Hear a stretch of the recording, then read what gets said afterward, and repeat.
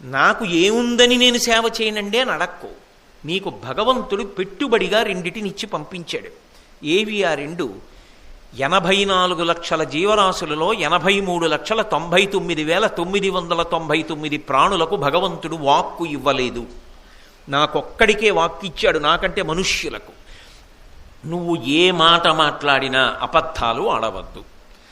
ఏ మాట మాట్లాడినా ఏదో ప్రాణం పోతోందంటే ఏమో అన్నింటికీ మీకు కుదురుతుందా ఇలాగే మాట్లాడతారు వేదికెక్కి అనద్దు. నేను భారతం చెప్పాలి, భారతం చెప్తున్నాను కాబట్టి సత్యమును పలుకు, పరులకు హితము కలిగేటటువంటి మాట మాట్లాడు.